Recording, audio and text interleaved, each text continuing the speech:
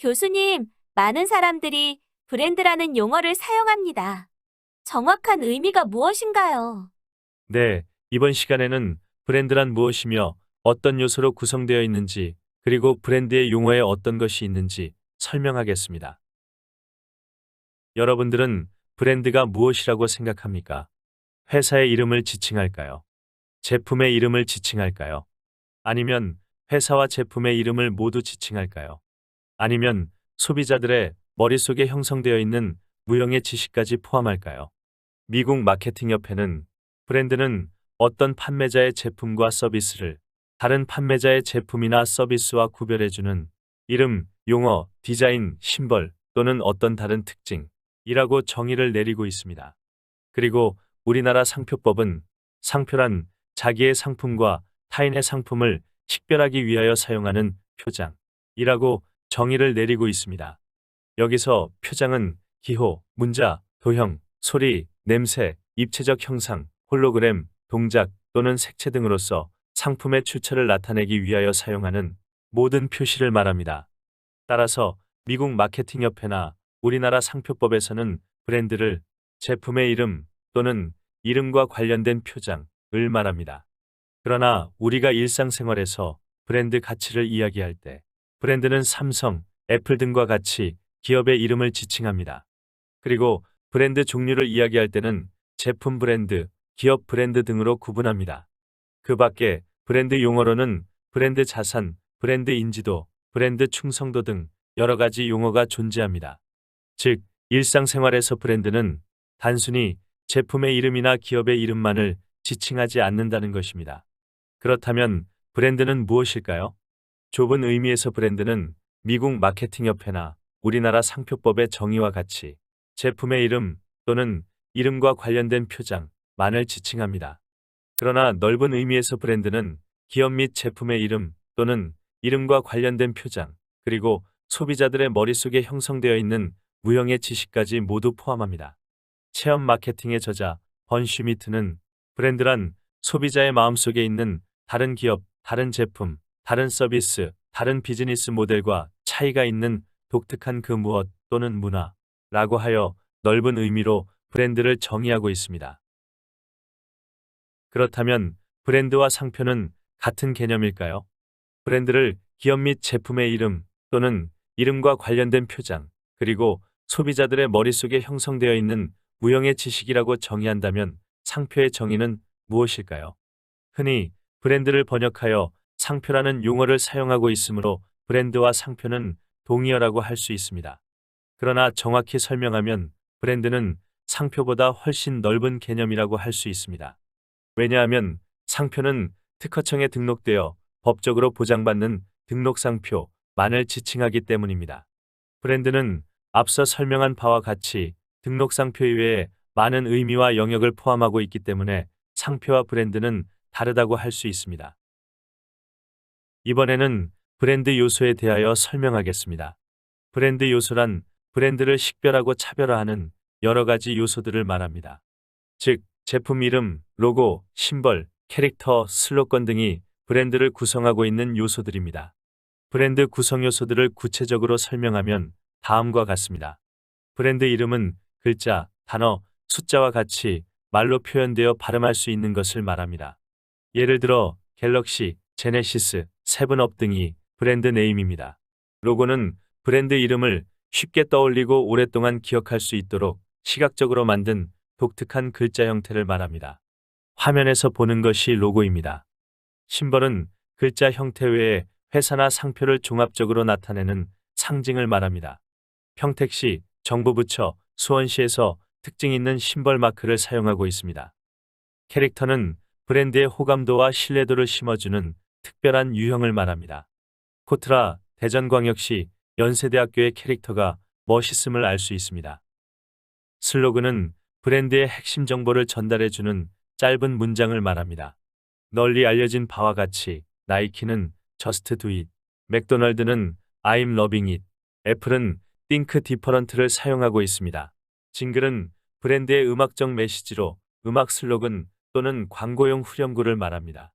대학교의 교가, 부호, 응원가, 그리고 일반 회사의 사가, CM송 등을 말합니다. 타이포는 브랜드의 서체를 말합니다. 타이포는 브랜드 이미지와 아이덴티티에 영향을 크게 미치는 요소로서 예를 들어 고려대학교의 서체가 멋있어 보입니다. 컬러는 브랜드의 색상으로 브랜드마다 고유의 색상을 사용하고 있습니다. SK그룹의 로고와 컬러가 예쁘지 않습니까? 마지막으로 패키지는 제품의 용기나 포장을 다른 브랜드와 식별할 수 있도록 디자인하고 제작하는 것을 말합니다. 선물용 제품이나 택배에서 패키지의 중요성을 알 수 있습니다. 이번에는 브랜드의 용어들을 설명하겠습니다. 브랜드 네임, 브랜드 마크, 트레이드 마크, 트레이드 네임 등 비슷비슷한 용어들이 많이 있습니다. 브랜드 네임은 앞서 설명한 바와 같이 말로 표현되어 발음할 수 있는 것이라고 하였습니다. 그렇다면 브랜드 마크는 무엇일까요? 브랜드 마크는 회사의 브랜드 모습을 시각적으로 표현한 로고, 심벌, 디자인, 컬러 등을 말합니다. 트레이드 마크는 등록상표로 번역되며 특허청에 등록된 브랜드 이름이나 브랜드 마크를 말합니다. 주로 TM, SM, R 등으로 표시되고 있습니다. 트레이드 이름은 광고 또는 영업을 할 때 사용되는 일반적인 이름을 말합니다. 예를 들어 삼성전자는 일상생활에서 사용되는 트레이드 이름입니다. 비슷한 용어로 비즈니스 네임이 있습니다.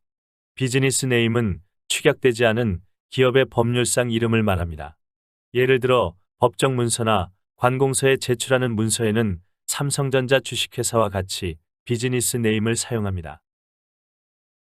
또 혼동되는 브랜드 용어는 브랜드 자산, 브랜드 지식, 브랜드 가치, 브랜드 파워, 브랜드 아이덴티티 등이 있습니다. 브랜드 자산은 현재까지 기업의 경영활동, 마케팅, 광고 등으로부터 축적된 유형, 무형의 가치를 말합니다. 브랜드 자산은 브랜드 에쿼티를 번역한 것입니다만 정확하게 번역하면 브랜드 순자본 또는 브랜드 자기자본으로 표현하는 것이 올바릅니다. 그 이유는 재무상태표가 자산, 부채, 자본으로 구성되고 순자본, 에쿼티는 자산 마이너스 부채이기 때문입니다. 여기서 자산은 브랜드에 대한 종합적인 인식과 지식을 말하며 부채는 브랜드에 대한 부정적인 인식과 지식을 말합니다. 따라서 자산에서 부정적인 인식을 제외한 것이 에쿼티, 순자본이 되므로 브랜드 에쿼티의 정확한 번역은 브랜드 순자본이 됩니다. 브랜드 지식은 소비자들이 특정 브랜드에 대하여 갖고 있는 정보의 종합을 말합니다. 따라서 브랜드 지식과 브랜드 자산은 비슷한 개념으로 사용되기도 합니다. 브랜드 가치는 브랜드가 가지고 있는 총체적인 힘을 금액으로 환산한 가치를 말합니다. 흔히 시장에서 브랜드를 평가한 재무적 가치 또는 브랜드를 시장에서 매입할 때 매입 가격을 말합니다. 브랜드 파워는 자사 제품이 경쟁 제품보다 가치 있도록 만드는 힘 또는 자사 제품이 시장에서 구축한 시장 지배력을 말합니다. 브랜드 파워를 금액으로 환산한 가치가 브랜드 가치이므로 브랜드 파워와 브랜드 가치는 비슷한 개념으로 사용되기도 합니다. 브랜드 아이덴티티, BI는 많은 의미를 갖고 있습니다. 좁은 의미로 BI는 소비자들의 마음속에 다른 제품과 차별화시키고 독특한 정체성을 만들어주는 브랜드 요소를 말합니다. 즉, 독특한 브랜드 이미지를 만들기 위하여 사용되는 브랜드 이름, 로고, 심벌, 징글 등을 좁은 의미에서 BI라고 합니다. 그러나 넓은 의미로서의 BI는 소비자가 특정 브랜드에 대하여 가지고 있는 종합적인 이미지를 말합니다. 기업 사명, 기업 문화, 브랜드 이름, 로고, 심벌, 이미지 등 유형, 무형의 요소가 모두 결합되어 나타난 것을 브랜드 아이덴티티라고 합니다. 따라서 넓은 의미의 BI는 CI와 비슷한 의미를 갖습니다.